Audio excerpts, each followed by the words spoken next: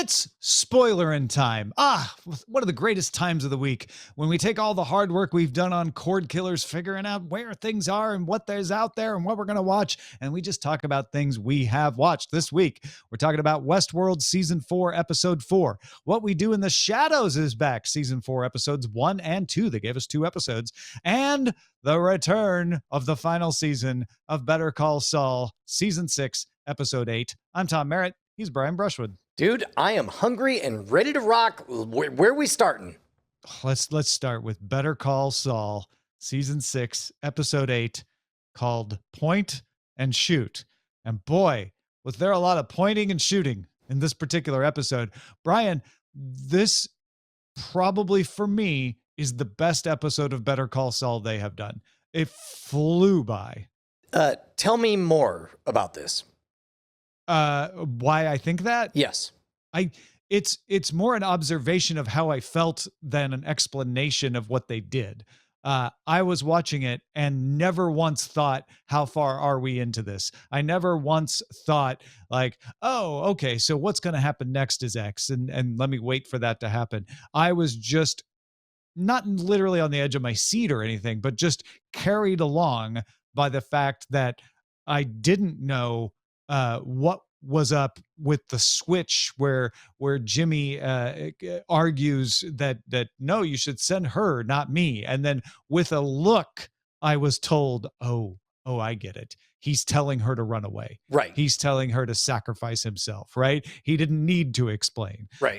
I didn't know what was going on with the real plan of why he sent her, knowing she wouldn't kill him, and what he was really up to until he shows up at the laundromat. And I'm like, he knows where he's going to go. And Gus knows where he's going to go, but he's going to walk into the trap anyway. I don't know. It was just, maybe I should have seen more coming, but for me, it just kept me guessing and kept me interested.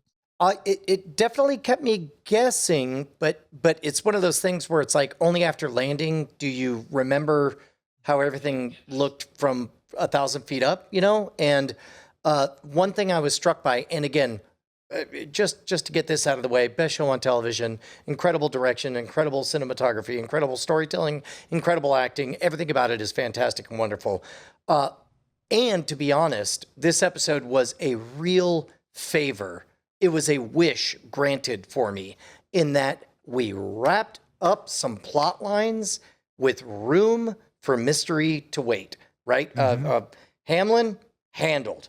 Whatever you thought of that whole story, it's over. It's done. Right. I forgot all about the opening with the shoes. And you're like, well, that's what happened to Hamlin. Okay. Right. We'll see how he gets there. Lalo handled. Now, that one stung a little because I really deeply came to appreciate the character of Lalo. I thought he is maybe one of the best creations in this entire. And that's a testament to the show that they were willing to kill him because he's too good of a character to kill. Oh yeah. I mean, he's like Mike Ehrmantraut level, of interesting, and I can't wait to follow that actor and all of his other projects. Like I told Bryce before the show, Lalo was so good, it made me want to go back and give Hawkeye another try. It was amazing, right? Having said all of that, it was very agenda driven and straight to the point where it's like, we got to wrap this up. And I understand why. And I'm thankful that they're doing it, but it was so fast that it was yeah. I don't know. So what I liked about it, you didn't like as much. Well, no, it was fine. It was fine. But that's the central of your criticism. Well, correct. Right. The only other quasi negative, not a real negative, but they seem to be setting up that Gus Fring is super amazed that Saul Goodman was able to convince Lalo to send his girlfriend, and that's the stated reason that he's like, what? Somebody convinced Lalo to do something? Whoever this lawyer is must be so great, I must befriend him.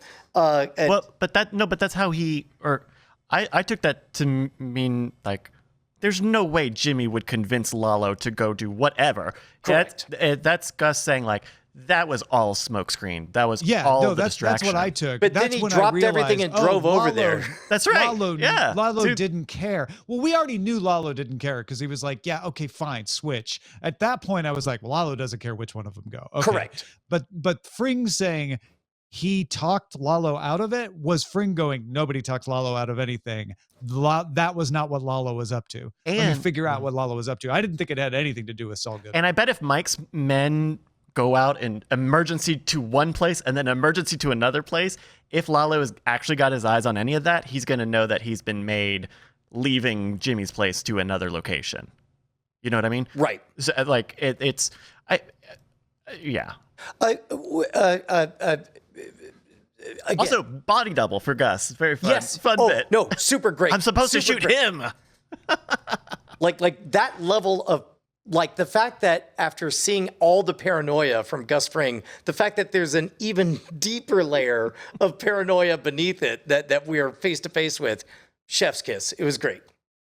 Yeah. I also really enjoyed Fring calling in to say he was traveling and wouldn't be in the restaurant, and giving like the kind of mundane orders that an owner of a restaurant would give to his manager while bleeding out, on the table. Like it was very Fring and very, for my money, perfectly acted, right? Yeah. Yes, 100%. And keep in mind, somebody's going to get annoyed at me. Look, when something is perfection, the only thing to look for is imperfections, and that's what I'm trying to do. Do it. You're good. I will stand up for you. That's all I've got, unfortunately. Oh, okay. That and the fact that I did find it interesting. After he ties up Saul Goodman, he turns the volume way up. I'm sure there's some kind of cultural significance to whatever movie that was, and mainly I noticed the blasting out of like everything clipping from being so loud, but then like it got like actually annoyingly loud to me, which I was like, well, I guess that's what they were going for. Yeah. Yeah. You don't want to be too loud. Some neighbor will come knock on the door, right? Like you gotta be careful with that. Yeah. I thought it was the dialogue from that movie that was significant, right? And paralleling things and it just kind of a cool noir effect, I think, was part of the appeal there. You're absolutely right that this had an agenda and it moved through it fast. And it isn't leaving a ton of mysteries for us going forward. It certainly feels like a mid-season start. Like, okay, let's wrap up the cliffhanger from last episode. There's Hamlin, there's Lalo, and we're going to get a quasi fresh start in this next episode, because it kind of feels like everything's over, right? Like they took care of Lalo. Saul Goodman is, on his way to being Saul Goodman. Kim's safe. The whole shtick with Hamlin that was the first half of the season is wrapped up. Certainly people are going to have questions about that, but I don't feel like that's where it's going to go, where people are going to suspect Saul of murder. I feel like we're headed somewhere totally different. I think I have words for it now. This felt like a Band-Aid getting ripped off, which in and of itself is not a very fun experience, but it is important to allow for a superior experience through the season. So most of my excitement is about the fact that they did the very hard thing of cutting me off from Hamlin, cutting me off from Lalo, cutting me, just it's hard. Go. Now all of a sudden I have nothing, and I'm very excited going forward. And as we record this, we're mere hours from the next episode coming out. But that made this episode the Band-Aid ripping off episode, which is not the most fun episode. Sure. No, I get that. I like to slowly rip off my Band-Aids and enjoy every single hair as they rip out of my skin. So, that's just a different way of looking at things. By the way, Kim from Chicago in the chat points out that I don't know what to expect. Yes, which is why I'm very happy with the show and also very proud that they did a kind of, I don't want to say unpleasant, but a very to the point, let's wrap it up episode. Yep. That is Better Call Saul, Season 6, Episode 8. Let's talk about What We Do in the Shadows, Season 4, Episodes 1 and 2. Super short episodes. I kind of forget where one begins and the other ends. But One begins with Laszlo sitting there in a disaster of a house by himself. well, the first episode does, yes. Yeah, yes, with exactly, a totally feral Colin Robinson that he refuses to call Colin Robinson. He calls the thing that came out of Colin Robinson. The deceased. They make a very big point every time they say the deceased, dead, rotting corpse of like. Okay, so he's definitely not dead at all. Got it. Also, he's obsessed with watching the home renovation show hosted by The Property Brothers. Yeah, I mean, it's the Sklar brothers, though, right? Oh yeah. It's a Property Brothers knockoff with the Property Sklars. Brothers Exactly, knockoff. right? Yeah. Super good. And then we have everybody return from overseas. Everybody's back. And it seems like Laszlo actually is uncharacteristically respectful of Guillermo suddenly. Or at least, well, they did the bit once where he pretended to not remember him, and then after that he's been fairly deferential. I don't know if they all know. Do they all know that he's a vampire killer? Somebody I think does. so, It comes up because that's the whole point in the second episode where Correct. Where Kristen Shaw's character. Yeah, no. So he must know. He must know because she always falls for a Van Helsing. The bad yeah, bullet, yeah. Which I guess we all want to skip to the second episode. First episode was a bunch of housekeeping. It was really good.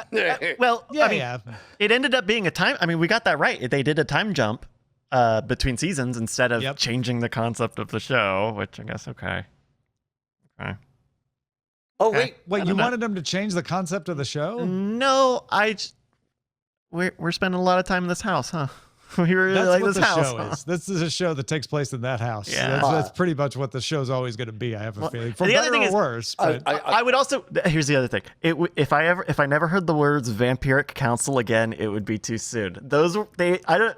Oh. Okay, hold on. In episode 2, though, when she's talking about how well her idea went over at the Vampiric Council, and she said, "Well, which one? The main one." And then also, I do love that Laszlo is more Toast of London than ever. Like right down to actually writing with a quill and practicing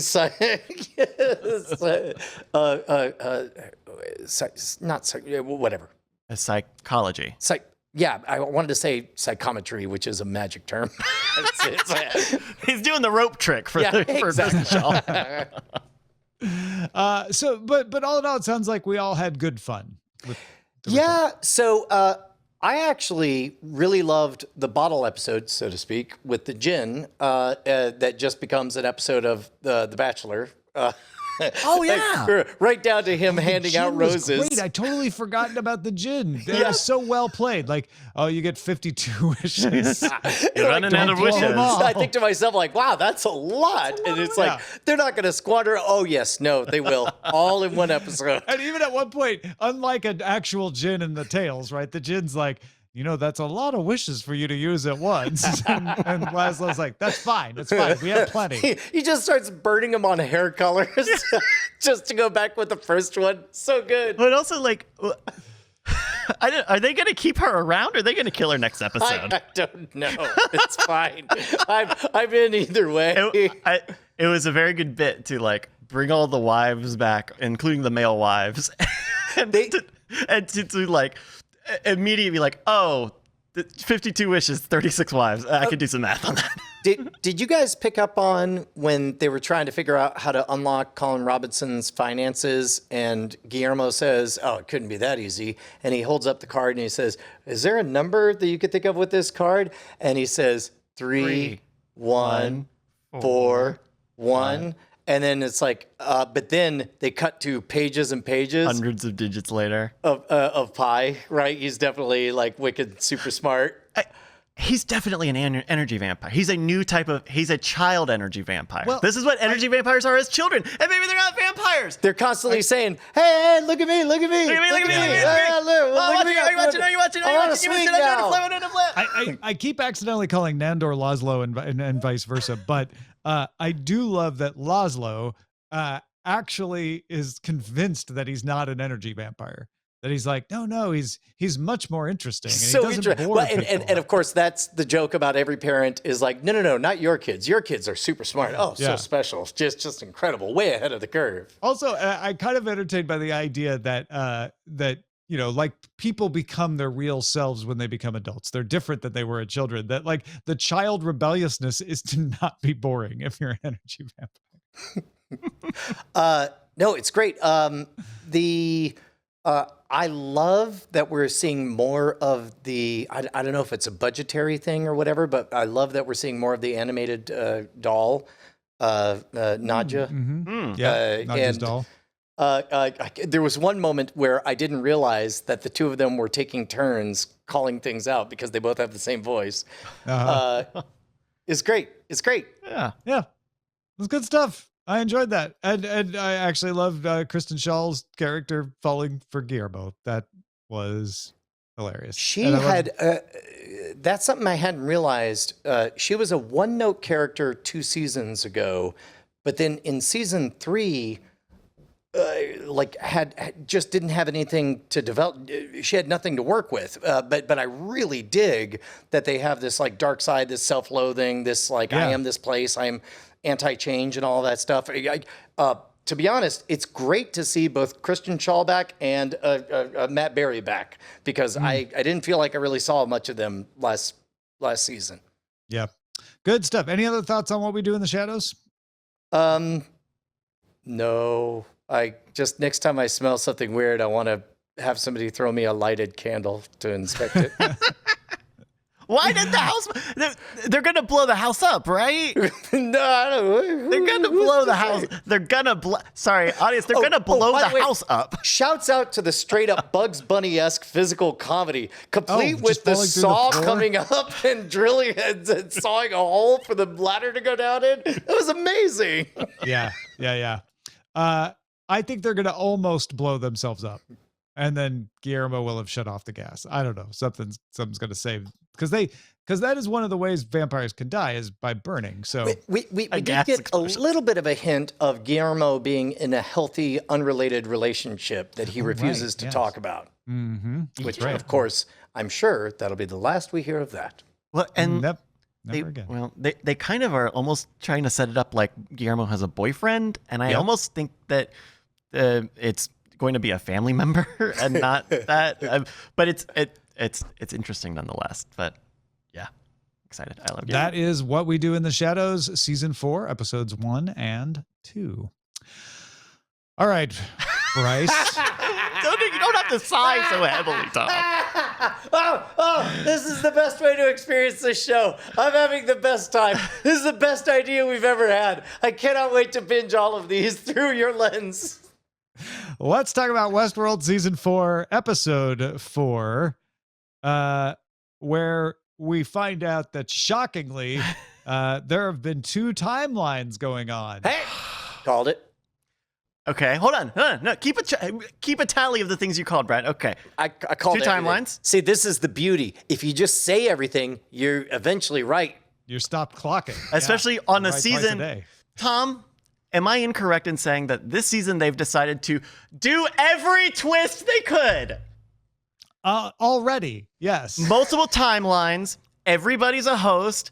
Turns out the world already ended. I was right on that one? Yep. Yeah. Oh, that's 2 for 2. Caleb's a host. Caleb's always been a host, or has been a host well, for a long time.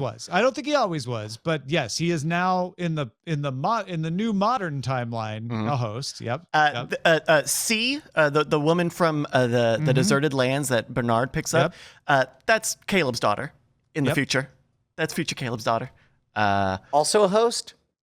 They Not don't that we know of. explain. Yeah, probably Not is. that we know of. Yeah, we don't quite know.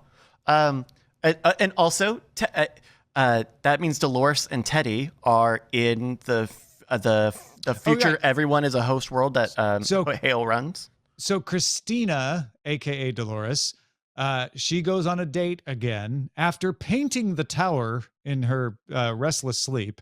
Her friend Maya tells a horrible dream about flies, which is what happens to Caleb when he gets turned into a host. He gets infected with flies, and then we see what happened when he escaped after the flies. But it turns out it's just a memory as he's being processed by Hale because he's a host now.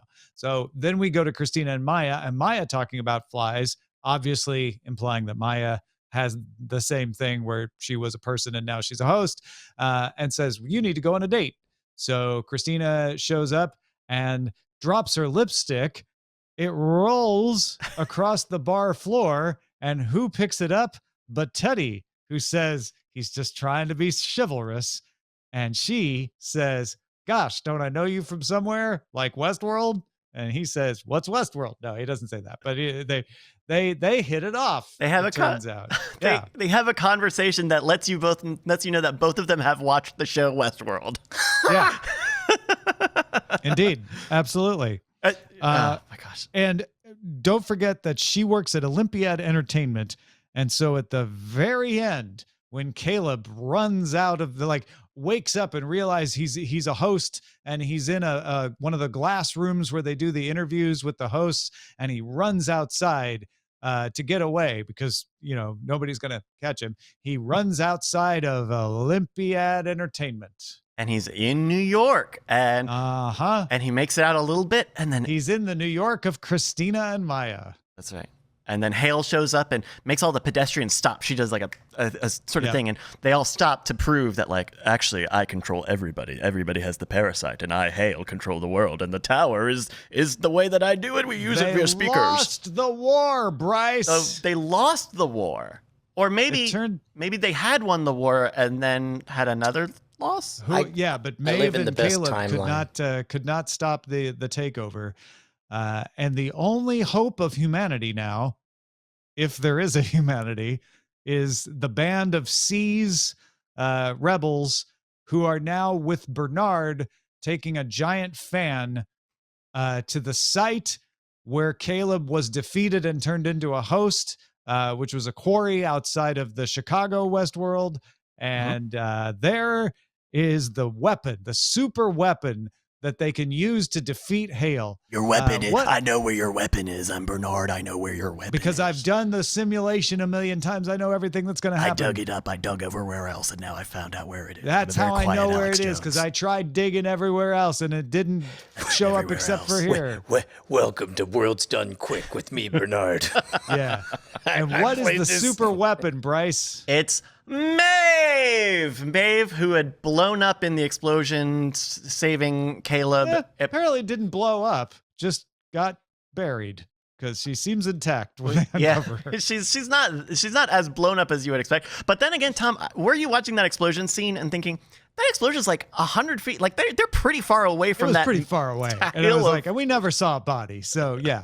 No, you're right. That's consistent. But so they end up at that quarry and they dig Maeve out, and Maeve is gonna.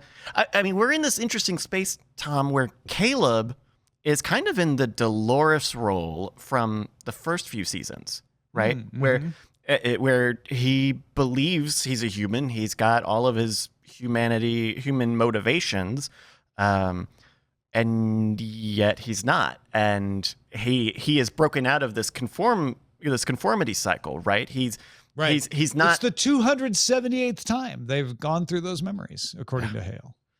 And so that's fascinating because I also feel like Hale is kind of in the Arnold role from those early seasons. If this feels like almost a good and evil dichotomy, but where Dolores, because of Dolores's killing everybody, kind of has a mark on her record, where I think once you put that into Caleb's psyche, then you have another train of thought you can relate with. Yeah. Does Dolores, as not Dolores, know that she's a host, or no? Christina does not realize that she is either Dolores or a host, but she is painting weird stuff. She's had weird experiences in this host. And the tower she paints is clearly visible outside of Olympiad Entertainment when Caleb runs out, but I think maybe it's not visible to the hosts. Do you remember what she said? What'd she say? She was showing Maya the painting and said, "Does this look like anything to you?" Oh yeah, no, I love that line. Yeah, she shows the painting to her roommate and says, "Does it look like anything to you?"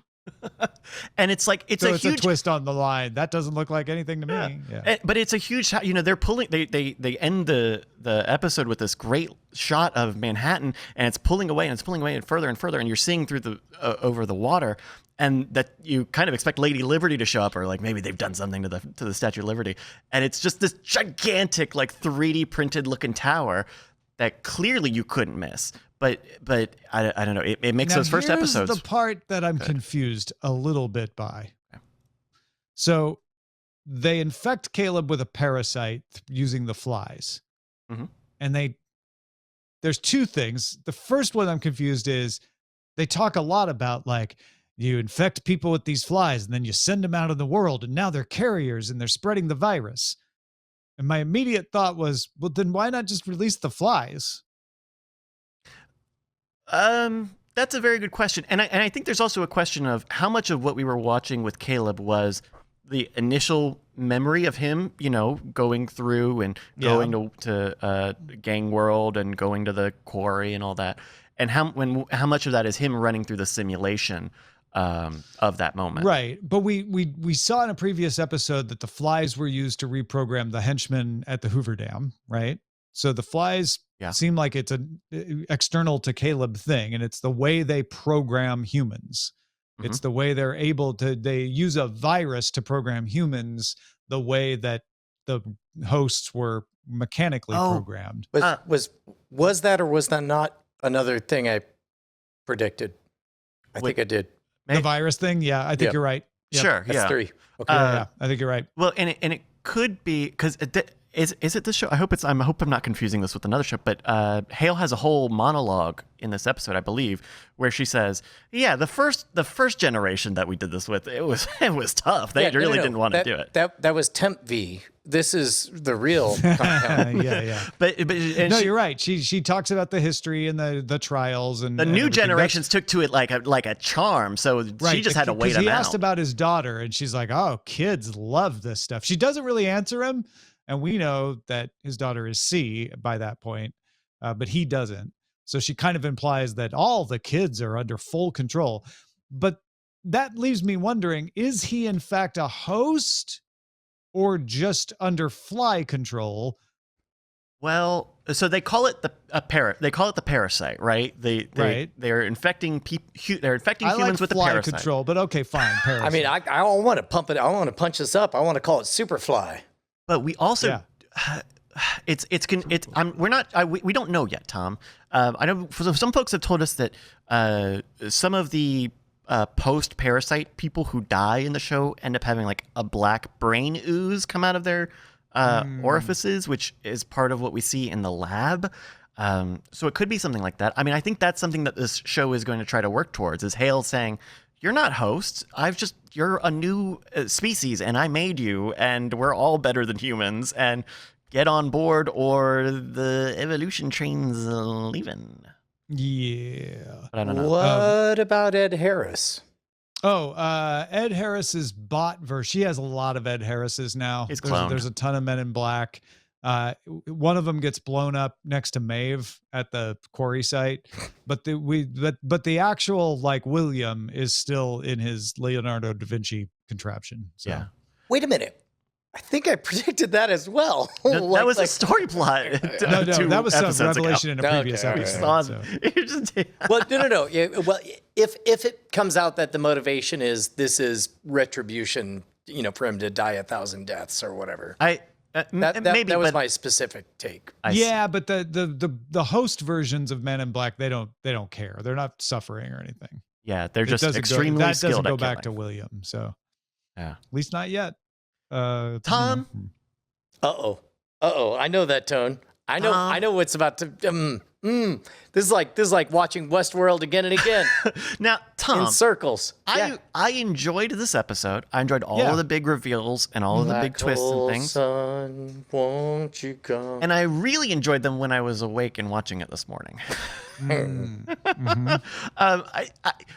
Great episode. I thought we're getting answers, we're getting reveals, we're setting concepts, and we're exploring the space. I'm ready, Tom. I'm ready for more concrete things. I loved getting answers. I was excited to get answers. We got to see that he's a host, and I knew this day would come. I did not think we were going to learn that C was his daughter this episode, and they went ahead and they made that clear. I mean, they made it clear when they did the cut from like, "Where's my daughter?" and then immediately cut to C talking to Bernard. Change the music cue. But then they actually like went even farther and confirmed it. So yeah. But I'm a little apprehensive because that's all very cool stuff. Tom, I'm scared because there have been 4 good episodes of Westworld in a row. I'm afraid to be disappointed, but maybe that's personal.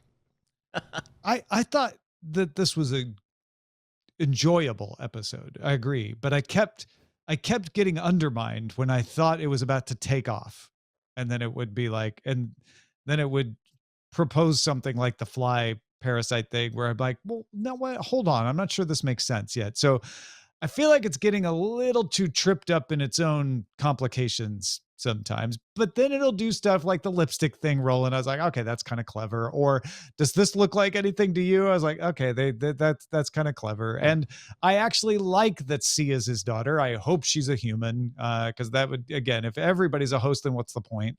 Right. So yeah, I actually love Bernard's like, yeah, no, I simulated this a million times, so I'm pretty sure what's going to happen next. Stubbs, you've got to go with him. For my own protection? No, not for yours. And you're like, what does that mean? To set the timeline right, I'm Bernard. I'm doing the Doctor Strange thing all season. I'm digging that. I'm digging that part of it. I guess you know what it is it feels like they're wrapping the show up. It certainly feels like they are raising the stakes more and more to the point where if they try to do another season, I don't know what you would do since you seem to have taken this to a global scale.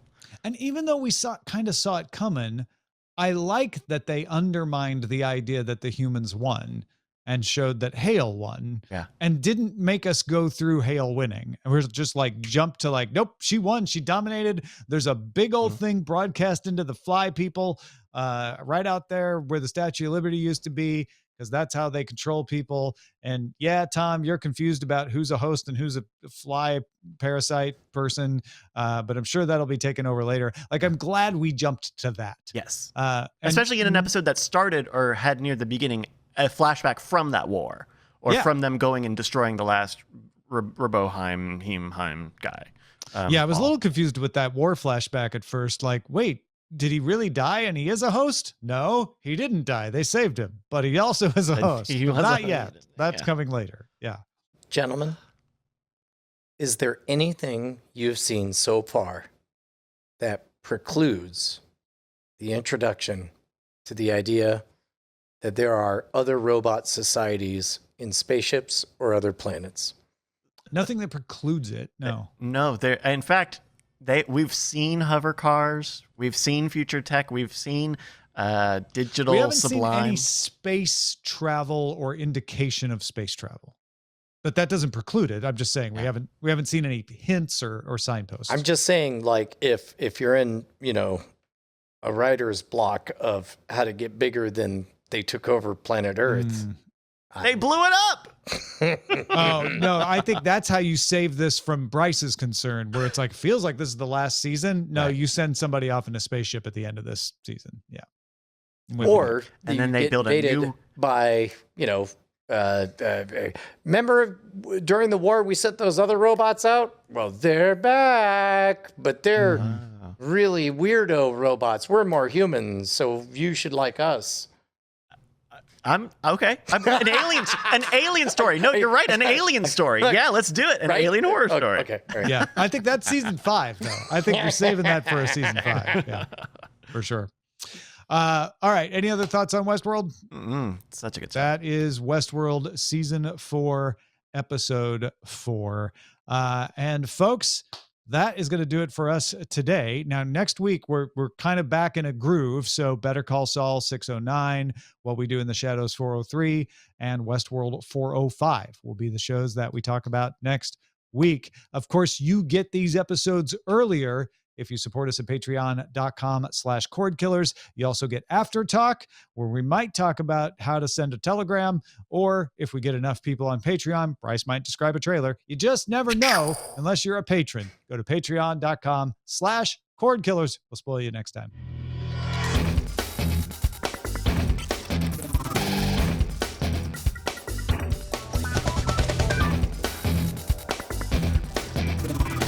Diamond Club hopes you have enjoyed this program.